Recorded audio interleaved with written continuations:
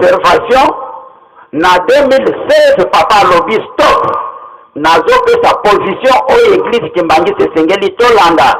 apesi programme oyo bapapa bautaki na yango na likolo mibeko papa apesi programme tolobi on n'a plus droit à l'erreur lokotakani ya 2016 ezoloba ndenge wana to reconnaître valeur ya bapapa boyebi yango malamu lingomba mobimba toyebi na baye bazolanda biso na mikili bazalaki kozwa bapapa na valeur te kobanda papa mfuma longo kokritike ye koloba n'importe quoi bakonseiller direct kolobela bango na ndenge bato balingi kozwa bango lokola bakamarade 2016 marto ebeti likolo ya mesa mibeko etelemi 2017 mibeko etelemi 2018 2019 toye koprononce acte et position ya église Kimbangiste tokati likambo satana asepeli te ata moke batata bamama ndenge papa apesi biso maloba lelo biso misato nde tolobaka awa ndenge papa atindaka biso tolobaka totiaka mai na monoko te mais satan mpona kodekuraje biso satan mpona kolembisa biso bazwi salite makambo ya lokuta kopakola na banzoto na biso po ete confusion ekota na mitu ya bato nzokande likambo ya ndenge wana ekoki kosalema te biso nde totelemaki awa tolobi banda lelo esili oyo toza koloba na bato ya mokoto bazolanda biso tolobi esili acte ezwami position tolakisi yango sikoyo toza kokende na objectif ya 2021 papa alobi degré de force misé il faut efungwama alors po ete bato bazala découragé biso bato misato oyo tolobaka il faut bapakola biso basalite po ete bato bazwa découragement yango boyoki bapapa baza kolimbola ndenge baza koloba tozofongola yango po ete tocomprendre bato ntango bakolemba na makambo ya salite ya lokuta ya bozoba misala ekangama mwa yesalema lisusu eza te reputation ebeba objectif ya papa na 2021 erate esalema lisusu te nzokande na biso mpe toza mayele papa alobaki kozongisa mabe na mabe te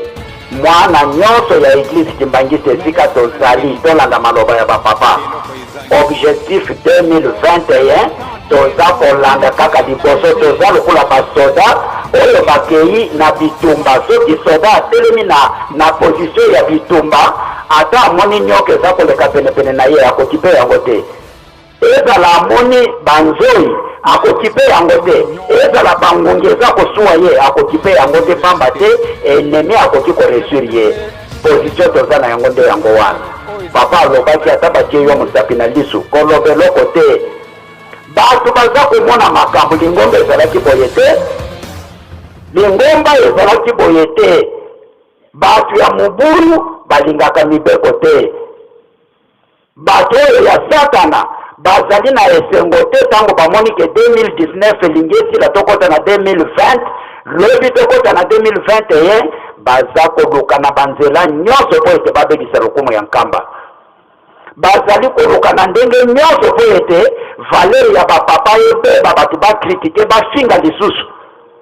mais toza na droit na erreur te tolobaki oyo ya kala eyokanaka na ntango ya kala ekosalema lisusu na ntango oyo te ndenge tolobaki ndenge mpe toza koloba papa alobi makambo ya bato ya songi bato ya lokuta oyo baza kobebisa makambo po ete salite ekota lisusu na kati ya programme ya malamu ya mosantu oyo papa atelemisaki toza na droit na erreur te bana ya papa Simon Kimbangu kiangani esika tovandi na mokili mobimba ezala moto aprovoke yo alobi makambo ya mabe ndenge nini kozongisa te toluka kaka mbongo tosilisa misala oyo papa za kotinda mize fungwa masata na kufa soni na kombo ya tata mwana pe tata Molimo Santo. Amen.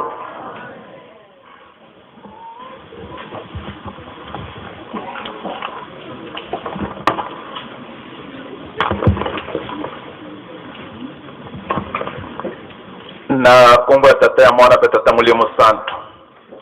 Na lutumu ya bapapa bolande ba chapitre totangi. Tango tokumi tango endenge mususu. Na kanise totanga ka Biblia. Nkolo Yesu alobaki na biso boye. Boye kula pona nzete ya musuke. Nzete ya musuke zale nzete ya nsanda. Tango bomone te nzete ya nsanda to musuke bakasa nyose kui. Abandi kubimisa bakasa ya sika. Boye bete tango ya mbula ekumi pene pene. Alobaki pe boye soki bomoni makambo nyoso oyo ezali kosalema boye bete koya ya mwana mutu ebelemi. Papa azali kobomba te azali koyebisa biso ete tata Nzambe alingi arekipere mokili na ye. Periode tokumi ezali periode ya ndenge mosusu. Tokanisi kobanda tango ya kala tata Nzambe apesaki basale na ye mission. Pondenge tozali boye moto na moto aza na mission na ye. Moïse yende tata Nzambe aponaki abimisaki bana Israel na mokili ya Egypto. Mais Moïse na mission na ye mosala ya salaki azalaki tranquillité. Azalaki pe na baoyo batemeli oyo bazalaki kobundisa ye. Na kanisa biso totanga ka Biblia so yotali na nombre mukanda ya mine ya Moïse chapitre 16.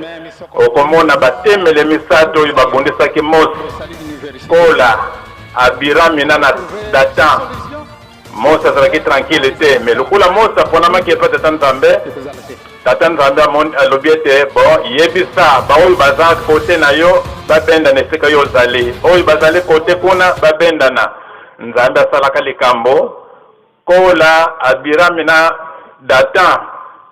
mabele fungulaki monoko bamelamaki na mabele. Bakundamaki te ezala basi na bango bibole na bango bana na bango bakundamaki na bomoi na mabele. Nzambe moto abundilaki Moïse. Tuye kotale lesusu. Tango ba Israel bakei na buumbu kuna na Babylone.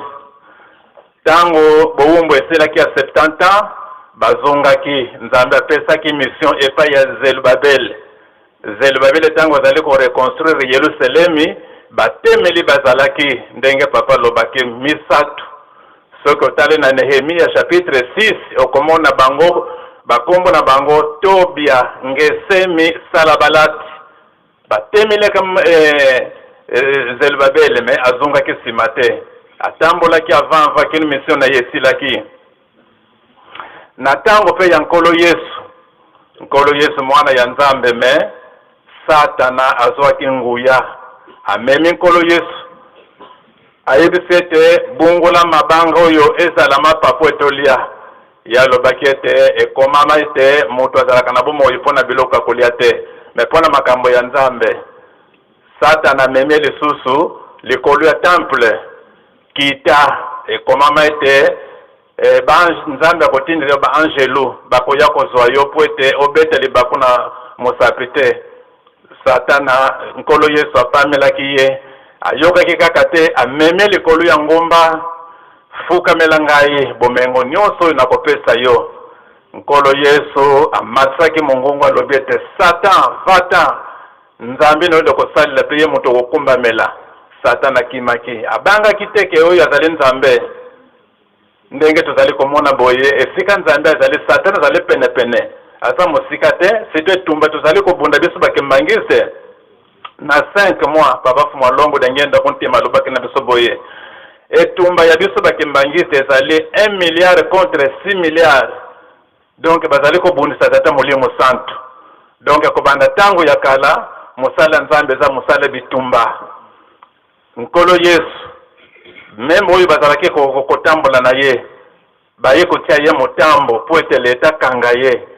Soko tala na Matthieu chapitre 22 verset 15 à 21 bakeye paye na ye. Eske nkolo Yesu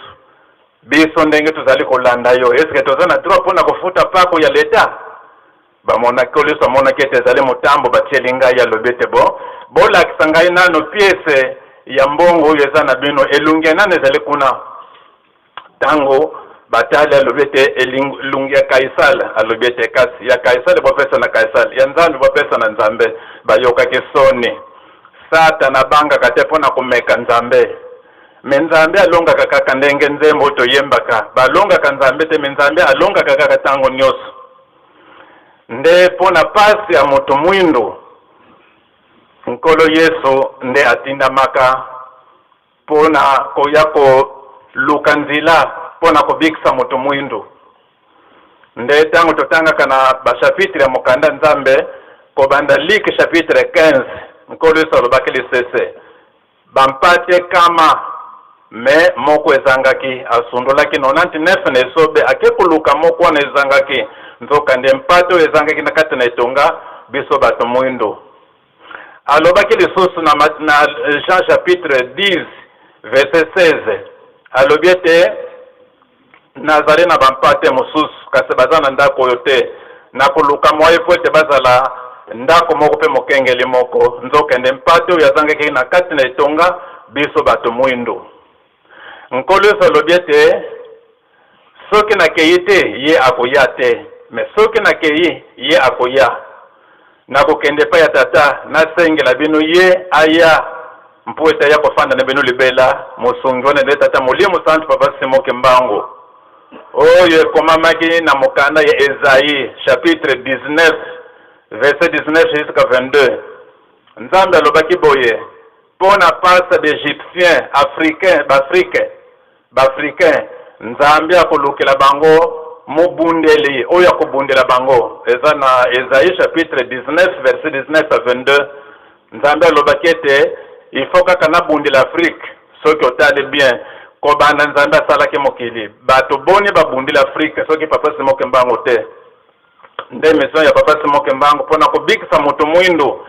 kobanda lisumu ya koko na biso Adamu na Eva nzambe asili kaka moto mwindo akotaki na pasi 4400 ans ata oyekuli ndenge nini moto mwindo eluka kosaleza te papa Fumolongo alobaki na biso bakoko na biso bazalaki bayiletre me basalaki bwato mpona kokatisa na ebale biso toyekoli na baniveau ebele ya minene ya mayele papa Fumolongo dengenda kuntima za kotuna biso koyekola oyo biso toyekoli likolo ya bwato oyo bayiletere basalaki tobakisa eloko nini papa alobi ete makambo ya moto mwindo ezali mpona koyekola te me makambo ya moto mwindo ezali na maboko ya papa Simoke Mbangu soki toyebi papa Simoke Mbangu te tozali kosala marque le pas mpo makambo na biso nyonso eza na maboko ya papa Simoke Mbangu tondimela papa Simoke Mbangu po ete tobikisama ekeke oyo ezali ekeke ya suka ya mine nakanisi papa yebisaka biso na Exode chapitre 20 verset 5 nzambe alobi ete nalimbisaka masumu ya batata na bana na ekeke ya liboso ya mibale ya misato kino ya mine kobanda nzambe alakilaki bakoko na biso Adamu na Eva ekeke oyo ezali ya mine ekeke mine ye tata Simoke Mbangu donc ndenge tozali boye tozali na tango ya lobiko po ete papa Simoke Mbangu abikisa biso metala sikoyo mobulu ndenge ezali kosalema kati na mokili kala mingi te ndenge tutangaka na Genèse chapitre 27 kobanda verset 34 à 40 ndenge Esawu azalaki kolela ipe tata na ye tata na ngai lukila ngai lipambo lesike lipambo lesili tata alobaki Isaki alobi na mwana na ete nyonso napesi leke na yo me likambo te salela leke mikolo mikuya leke kosalela yo donc ndenge papa azali koloba na biso tango nyonso ete tango ya Jacob ezali kokende na kosila tolingi tokota na tango ya Esau ezali tango ya papa Simoke Mbangu ekeke oyo ezali ya ye ya mine ya mitano eza te yango batata na bamama malamu tolamuka siloka na biso ete kimbangisa espoir du monde entier donc papa Simoke Mbangu ndako bikisa mokili mobimba azali kotala papa Simoke Mbangu tango akangamaki bilombe bazalaki na tango wana balobaki nini kana votu kangama tozana kobanga te ba mosusu ye moko akeye pa ya leta lobete kangangai ngape na sambelaka Simoke Mbangu bakangie 37 famille bakangamaka na likambo oyo 150,000 martyrs bakufaki na likambo oyo yango papa zali kolobete pasa mutu mwindo umeli soki natale pasa mutu mwindo mwana zunga simezali te na telemi mwana pandeza te pona nini likambo nyose zrake bandele pe suka tozali kokende na suka tolande ndenge makomi ya Nzambe ekomami na kati ya Biblia nkolo Yesu kobanda na Genese ti kuna na emoneseli ya Yohane mukanda ya suka alobiete oyo moyenge beni atelema na boyenge meni oyo asalaka mabe akontine kosala mabe nazali koya na lifuti mibale pona kofuta mutu na mutu ndenge saleli batata na bamama tolamuka papa zali koloba ete ekekele boso tolonga kite yami bale tolonga kite yami sato tolonga kite oyo nde keke ya suka soki tolongi te soki nga na longi te esili kolela pe koswa mino malamu tolamuka po ete tobungwana na tango ndako Nzambe oyo ezali kufungwama ngai nazalaki awa na école biblique tobandaki le 5 janvier 81 toyaki kosilisa na le 5 avril me tozwaki mikanda sima ya kufungwama ya ndako Nzambe me tango tokomaki na mwa ya février papa Fumalongo diangenda kuntima amemaki biso na escalier aponaki kaka bato ya province ya Congo Central alobaki boye biso neto koyamba kilo pona koyamba bapaya oyo baza koya na tango ndako Nzambe kufungwama ifoto bongesa parce que ndenge balobaka kolia na tongo makanisi na pokwa apesa biso programme ndenge to wasala pona kusangisa biloko ya kolia ayaki koyebisa biso makambo misatu alobaki ete na lingumba ya papa Simoke Mbangu na yebete batu ya mabe bazali bandoki bazali me bandoki bamepese kotongela tata na ngai lingumba yango nazali koyebisa bino ete botika kindoki na kokotisa bino na nkembo akamataki biso bandakisa misatu akamataki exemple ya Moïse alobaki ete Moïse abumaki mutu na Egypte metango abumaki mutu akimaki akei na Midian epai ya bokilo na ye Jetro tango akomaki kuna baza kosolola bokilo biso tozali libote elaka tata Nzambe asalaki promesse na koko na biso Abraham ete bowumbo tozali kosala ya mbula kama mine me kama mine ya bambule silaki soki tozali reyelema bato bilaka nini ekangi biso nzila po ete tobima na bowumbo oyo Jetro alobaki ete mutuna oyo eleki ngai kilo kende na ngumba oyo Nzambe amonanaka kuna mema mutuna wenye pa Nzambe Moïse aza kokende kuna aza kokende nzete za kopela moto aza kokende nzete za kopela moto tango akume pene ayoka na mungungu kati na moto Moïse lungula basapato ne poete sika uteleme ezali sika ya bule nde alungulaki basapato wana ezalaki masumu oyo lisumu abomelaki moto na Egypte peso totale na misala bantoma chapitre 7 verset 22 Moïse alataki mayele nyonso ya Egypte donc ezalaki ndoki ezala magie alataki yango lokola elamba nde alongolaki sapato na ngumba Sinai kobanda tango wana Moïse azungilaki lisusu basapato te mena na liwa ya Moïse Mikaele mukonzi ba angelo na Satan babandi ko discuter pona nzoto ya Moïse Satan alobete Moïse akokota lola te Nzambe alobaki ete mobumi ya moto moya kota lola ezate me Mikaele alobaki ete oui Moïse abomaki moto me alongolaki sapato atobelaki basali contrôle pona vie ya Moïse esika moko te alatelaki sapato Mikaele alobete tika Nzambe akata mokano Moïse akotaki na lola soki otala na Matthieu chapitre 17 verset 1 à 9 okomona nkolo Yesu tango amataki na ngumba na bayekule na ye abondeli akumi ndenge mosusu batala Moïse na Eli bakumi esika moko nyonso wana ezali kolakisete Moïse tango alongolaki sapato akotaki na lola wana papa molongo aza koyebisa biso na 81 wana likambo liboso ya mibale alobi na biso ete nkolo Yesu tango babakisaki na ekuluzu bato mibale bazalaki na ye na gauche moko na droite moko na droite nde Tito na gauche Dumakus mena sikoyo oyo azalaki na gauche abande kotiola nkolo Yesu soki ozali mwana ya Nzambe omibikisa obikisa pe biso me Tito alobi ete tika kosala ndenge wana oyo azali Nzambe biso ne soki basali biso boye na misala tosalaka nde lefute na biso yango wana alo Tito alobi na nkolo Yesu ete nkolo kobosa na ngai ete tango kokuma na bokunzi na yo nkolo Yesu atali alobi ete lelo kaka biso na yo tokokota na mbuka ya tata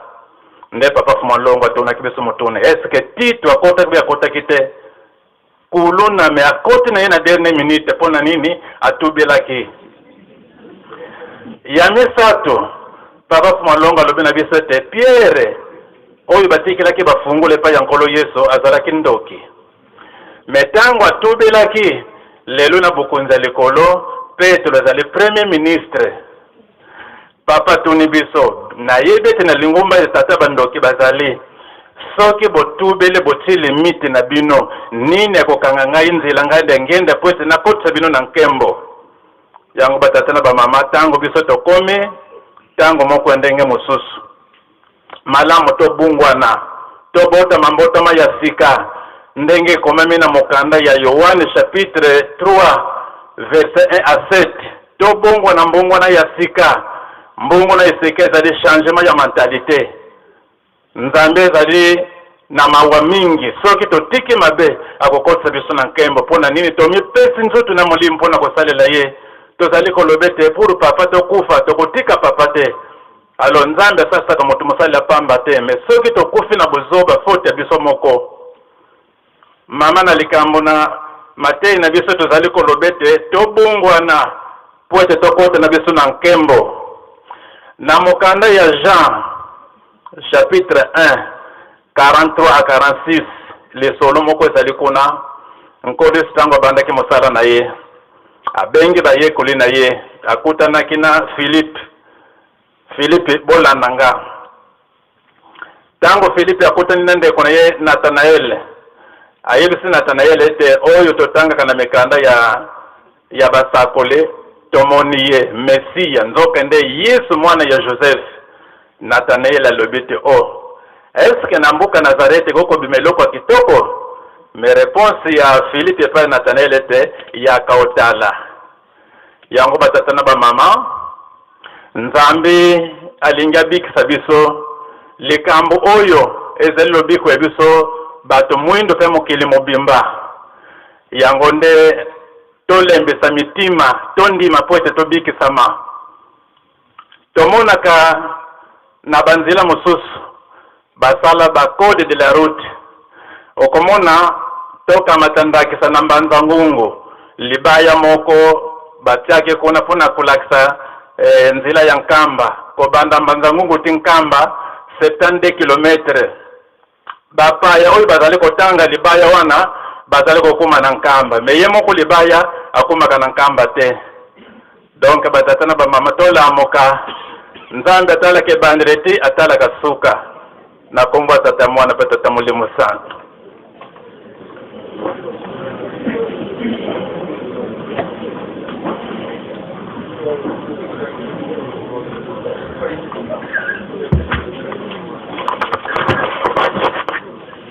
na kombo ya tata mwana pe tata mulimo santo ngonga na biso sokomi mosika tosengami po ete toloba po ete papa esi abongisi chaque mardi abongisa libota na ye tango mingi nalobaka na papa na lisese bakoko ndompetelo mvanga makanda buvanga mankaka bambukilanga kana jange moyo donc ndompetelo asalaki mutamayele kobongisa ba mabota mususu nde basenga kiawa kanisa peli bota na ye nde yango wana tata Nzambe banda ebandeli abomba makana poso moyindo bande ya mokili tata nzambe asalimu tala lolenge na ye moko lolenge na ye aza mutu mwindu abomba makana nzoto mutu mwindu lelo amilakisi polele nzambe na biso yeyo aza mutu mwindu batata ba mama nzambe esi abongisi tangu po ete abongisa libota na ye nde yango tobushake mardi papa mipesi avandi tala depuis to yaki awa me po ete abongisa biso nde yango nde epel balobi département de l'évangélisation et mission de l'église. Évangélisation ezali sango malamu oyo toza koteya ebandi na 1921 papa Simoki Mbangu bandi mission na ye kasi nzembo eyembamaka onsamwa yisuwa osamukangako oyikundi yanza ifukiswa donc guerre na biso depuis 1921 pona koboma bakamaradi ya mabe wana ya butu bitumba tata mwalimu mosate ezali wana tolingi kokabwana te sango malamu ya sika eza différente na oya kala totambo ya nolengi ya sika. Mission de l'église ezali nini? Kobikisa mutu. Donc eloko nkoleso andimaki ekuluzu eloko esali ke papa Simoki Mbangu ndima 30 ans na prison po ete yo mutu mwindu nga mutu mwindu na bika e pona kosala programme wana papa Simoki Mbangu na mission na ye ya kobikisa biso batu mwindu asali programme atiango na ba programme transformation de l'homme kobongo la mutu eloko ebeba na mutu nde la tête ya mutu mwindu za kobeba ifo ndika ipola ekoma kitoko eliama lisusu mutu mwindu akoma eloko moko pamba lokola nyama eta oyo mutu mwindu akomi yango mulike nkolo yestangu azoko teya azako utiliser ba parabole masese lisese oyo papa Mfuma Mbanza auti ko pesa biko senga biso awa nkolo Yesu ayaki azongisa bokonzi ndenge Jean Baptiste asalaki message na ye pona ko préparer arriver nkolo Yesu bobongwana po itata Nzambe alingi kotia bokonzi na ye. Lelo message pe yango wana mama Kimpavita yaki nango ko préparer koya ya tata Simoki Mbangu. Tala liwa ya mama Kimpavita na tala liwa ya Jean Baptiste. Bango mibali ba préparer koya ya nkolo Yesu liwa na izala kindenge nini. Bakati kingo. Pona ko satisfaire mutu abini. Jeune fasali mabina. Me basengi sata kote na motema ya mwasi senga kaka motema mutu wa Jean Baptiste tala martiri ndenge wana musala sali ya kitoko tala liwana kokufa ba mutu wana bapesa na jeune fille na sani mama Kimpavita ye mutu alobi Kimbangu azoya pona butu mwindu ye mtakobiki sabino tala liwana ye batumbie vive me eloko nini bamindele basilika kinango kombo ya mwana wana kembo dia banzenza bolamu ya bapaya bamindele pete donc mwana mwasa sosolike mave donc bonheur ya mutu mwinde so rekiperango nyonso nakomboka kapesa na mwana ndi papa Simoki Mbangu aye po ete azongisa nyonso na yo mutu mwindu yo potanga masusu mutu mitala martyr uliwa ya mama Kimpavita yango na ifalisi ko prise de conscience zala mbongo na mutu mwindu asosola likambo na ye Pourquoi une jeune fille de 22 ans andi maliwa ndenge wana? Ce qui veut se bongwanite bénéfice nini bakozwa 30 de prison papa Simon Kimbangu. Ce qui veut se ubikite bénéfice nini ya kozwa? La transformation de l'homme. Mbongwana yangozo mwana nkolo Yesu alobi les paraboles du royaume, enseignement pédagogique qui va du connu à l'inconnu. Ndenge papa lobaka loba ya kala loba ya sika po ya kala toyebi yango asiki toyebi ya kala nde akomema biso toyeba oya sika kolisa aloza koloba toujours le royaume des cieux est semblable à bokonzi likolo ekokanina nde apesi exemple tala vie ya Lazare tala vie ya riche ndenge bazalaki kovanda makambo ndenge ezalaka na mokili ora likolo tala ndenge ezalaka yango nde bapapa bapesaka biso ntango nyonso mwana nyonso bateyaka na masese po azwa mayele parce que masese epesaka na enseignement pédagogique ebanda koyebisa biso makambo oyo tomonaka na mokili tala mpe na likolo ndenge ezalaka na plan spirituel yango classe toza kokota la transformation de l'homme kobongola mutu yango nde makanisi d'abord mbongwana wana eza na 4 niveaux la transformation wana ukombongwana wana nouvelle façon de penser makanisi ya sika oyo akomi mondimi akomi na makanisi ya sika makanisi nyonso ya kale ya mabe alongoli yango mais soko alongoli makanisi ya mabe te abongwani te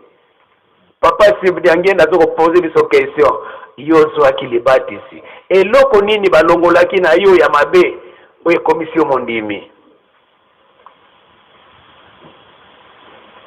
toyokaka témoignage ana kati ya ndako ya Nzambe o babili bayaka balande mikolo ebele nasaleli satana nazwi litomba te yango nainasala tata Nzambe nkoli tata molio mosantu témoignage ozwaki litomba te mais siko okomi mondimi okomi susu kozongela makambo wana kala litombo ni siko okozwa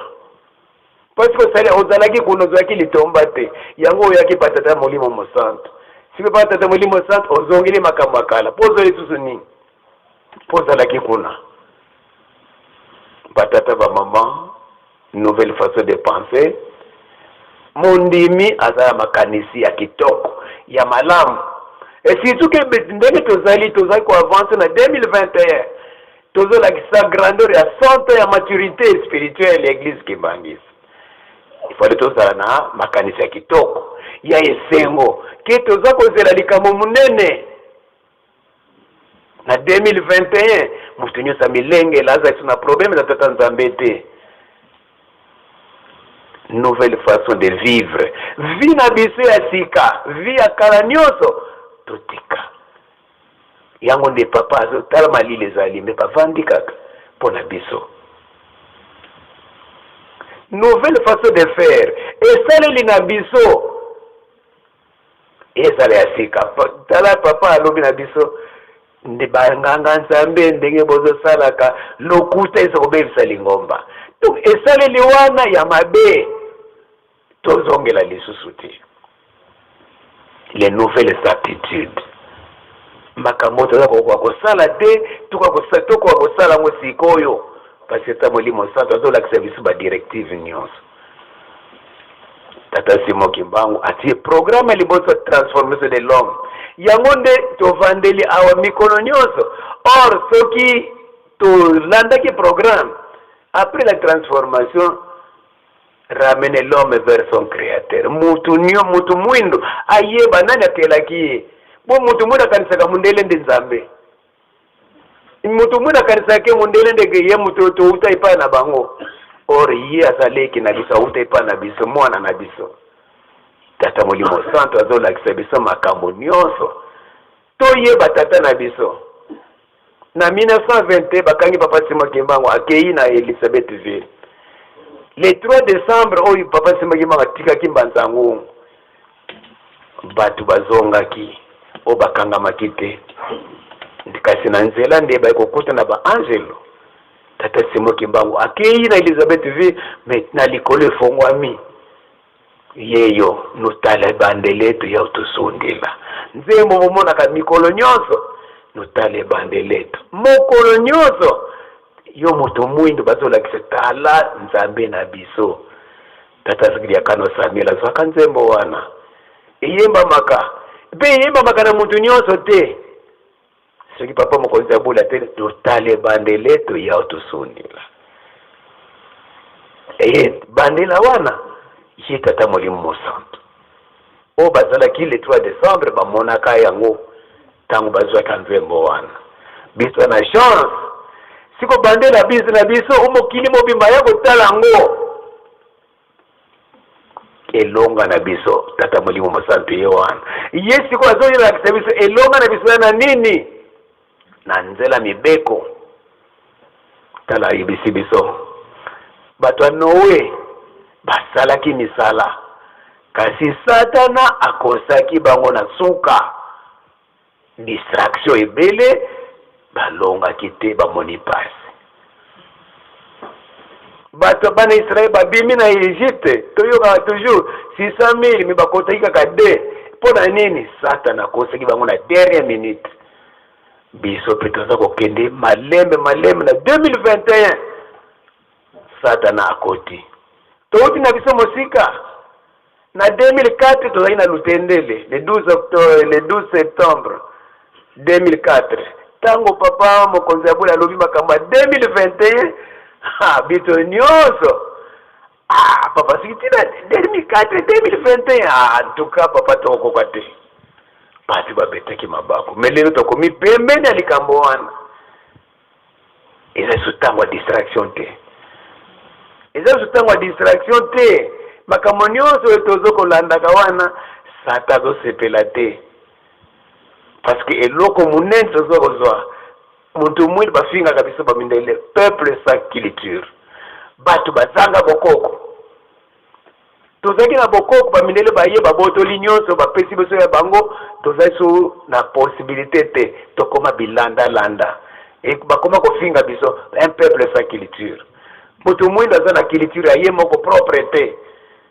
kasi lelo tata molimo mosantu aza kokosa biso bokoko toziyoko yekola bokoko na biso moko bafinga biso na mundele lisusu te un peuple sans culture yango bapatata bamama programme molai tososola nzambe na biso bana Israel tango baza kobokola bana na bango ba jeune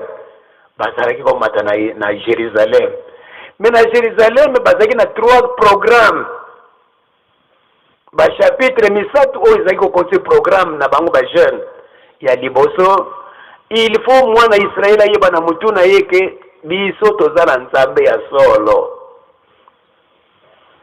il faut mwana Israel bayebisa yeke toza na nzambe ya solo donc bako développer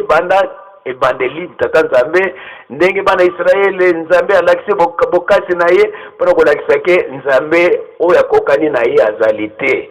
nde tolobaka ke ye kaka donc mwana Israel fo ayebake nzambe azaka moko nzambe oyo ya Israel yango bazolobaka nzambe ya Israel nzambe ya Jacob nzambe ya Isaac nzambe ya Abraham donc bango bazaki na socle bato misatu bavenere bango kosimba bango te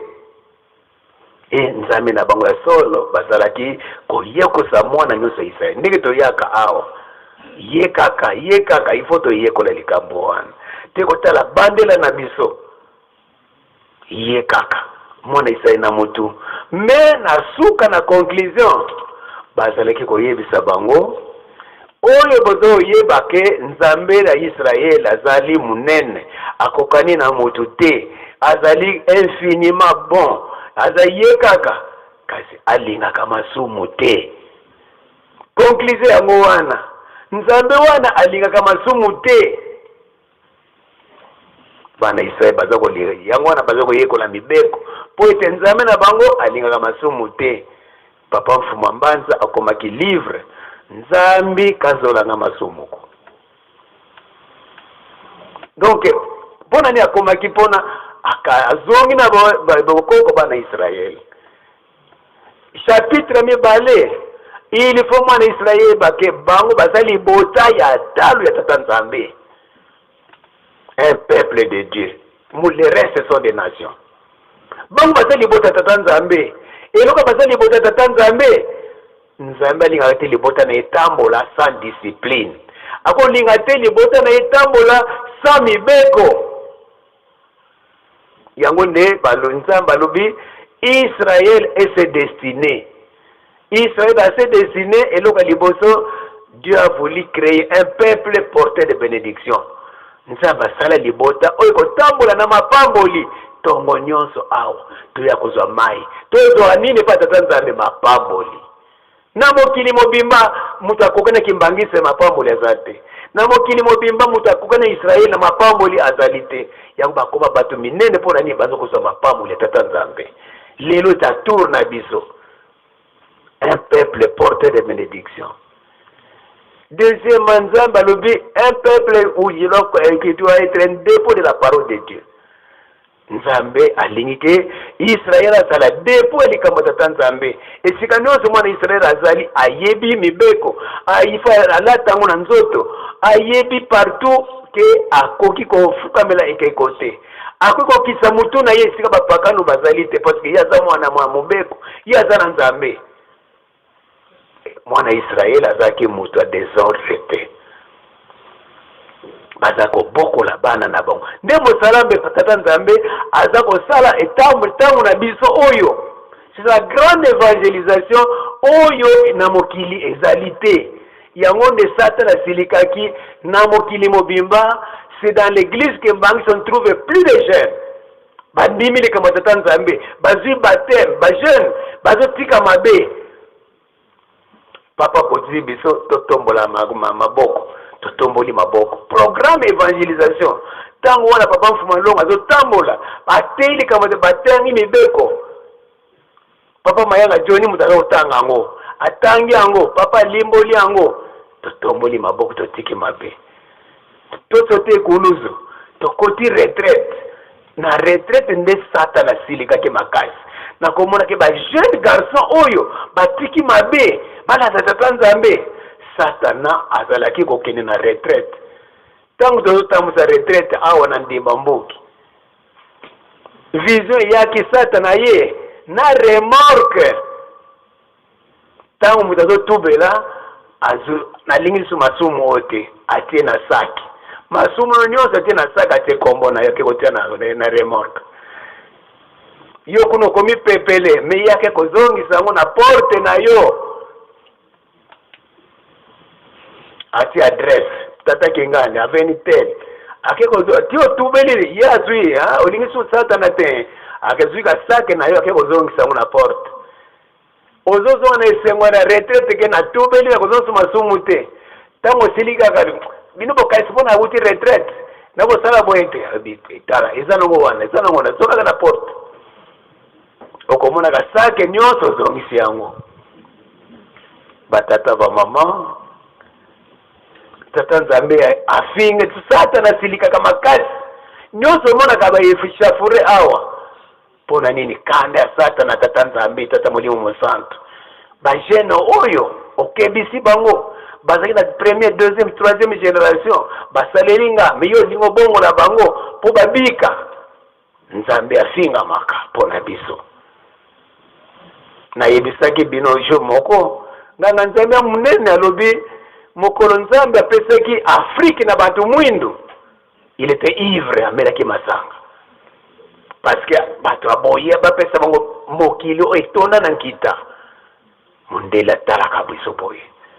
Nzambe afinga bapona biso Nzambe azana programme toyeba ramener l'homme vers son créateur toyeba Nzambe na biso oya kela biso puis to respecter ye kasi ndenge ni tozofinga bapapa tozoba yeka kaza Nzambe mais oke kuna zofinga ye la restauration de l'autorité de Dieu biso nde tokokumisa Nzambe bana Israël tangu baza koya bakomi na monde Moab le roi Barak azaki kobanga bango mais aki kotrouver prophète na sala nini pona longa bana Israël ya lobi na koko lagela libota tata Nzambe mabete po eza libota eza na bien na bénédiction aflate ye nyonso kasi likambo moko ayebisaki ye soki olingi kobundisa libota tata Nzambe kotisa bango na masumu soki bokotika masumu Nzambe moto akoboma bango yango bajeune tokeba na masumu papa mfuma mbanza asalaka circulaire na biso bajeune na bikeke nyonso tata Nzambe abomaka source za bajeune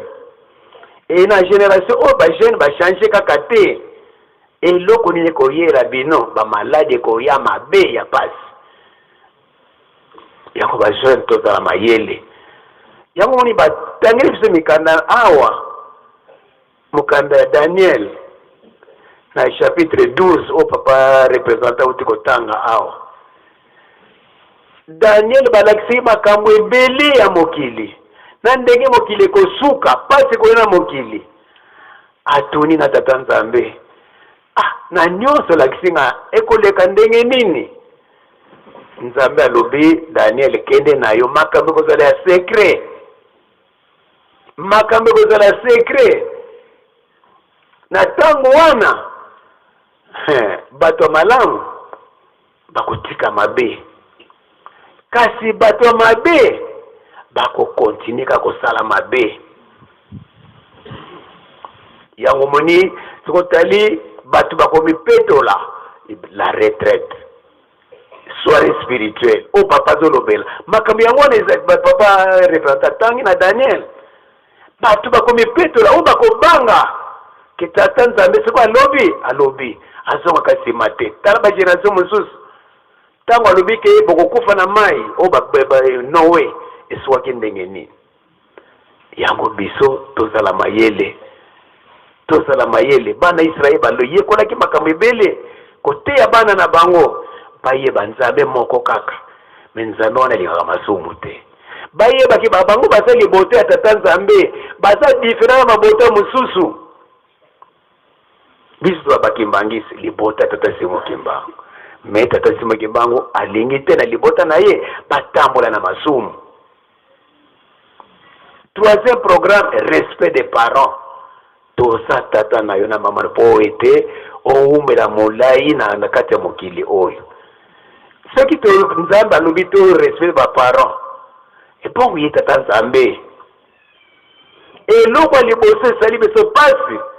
Kozanga koyeba Nzambe, kozanga kotosa ye, kozanga kopesa ile okumu oyo ekoki na ye. Polo kuma tata Nzambe ekokali na mutu mususu te. Bapapa bakena mawa. Pona nini tomona bango kalokola mutu kaka. Totungisi bango totoli bango. Eske makama kitoko embo monani pona kotechola bango. Yango na po ete tomona likamba kitoko totia Nzambe na place na ye. Soki Nzambe botie na place na ye yepe apamoli. Yango bozomona ke lukutakano eza komatisa respect de la famille sainte. Pour si tu respectes cette famille sainte te makama kitoko pe tokomona yango te. Soki tosi bango te na programme tokomona tu makamba kitoko te. Tozo pusana Nzambe azopesebe masese ebele po ete tobika masese wana nyonso tu mais soki tokomi na Apocalypse na chapitre 22 batangeli biso Nzambe alobi na tei na komi na suka nzembo toyembaka ngo na tei bilema baboyi kobongwana nzembo toyembaka ngo te donc Nzambe akomi na suka alobi na sali musala moko apamba Paul pe monaki yango je regrette peut-être que na sali ka musala pamba yango wana batata ba mama mingi lobambe awa ba papa batei biso l'évangélisation bonne nouvelle obazo pesa biso tokabona na mabe pour ete tobika to ça l'effort papa mfuma longa sali lettre circulaire naye ya le 17 mai 1992 atei biso tokabwana na satana toboma libala na satana totika mabe bakisi kokanga bato makambo nyonso bitumba mena suka lobi na yebi ke ezali pasi kokabwana na satana divorce ezali pasi kasi to sacrifice makasi tosepelisa tata nzambe po ete tobikisa mokili yango nde papa alingi tobikisa mokili biso bakimbangisi tokobikisa mokili me tolanda programme papa ndenge nalobi ke bokoleisa mokili mobimba papa mikono nyonso tolona tobokola parce que si elobama 1920 bokoyama mokili mobimba soki tosali te on dirait que tolandaki matei te papa Simon Kimbangu atikaki na 1921 donc batata ba mama isi tolandi makambo ebele ntina ya papa totika mabe tozala te lokola ba perdre ye atiaka bana liboso mwana soki akufi ya kimi na ye nde exemple papa pesi awa batie bapesi bana kindoki batie bango liboso na papa fumano asala nini siko tozala mayele tobikisa bana na biso na mukanda papa mfuma mbanza tukana milongi mo bana beto totia bana na biso poto zwaka responsabilité na bénédiction des enfants boko bongisa ndako na bino na bizali na bino poite mwana oyo aboko makaka na bizali ya kitoko tozolo baka ingeta batata pasteur yango wana papesi alobi mingi biso peto lobi mingi tike tata nzambe abongo na mitema na biso tata nzambe azwa bénéfice na pasi ya 30 ans de prison soki moto mwindo asepe abongi elizalaka esengo tata yango wana papa mikolo nyonso aregreta kaka tomipesa totika ba distraction po ete 2021 mise efongwama na kombo tata matata mulimo santo amen.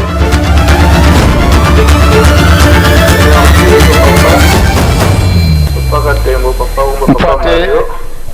tokoma na ba compromis na makambo mazali kodekaka ya solo ba trouver ba solution et après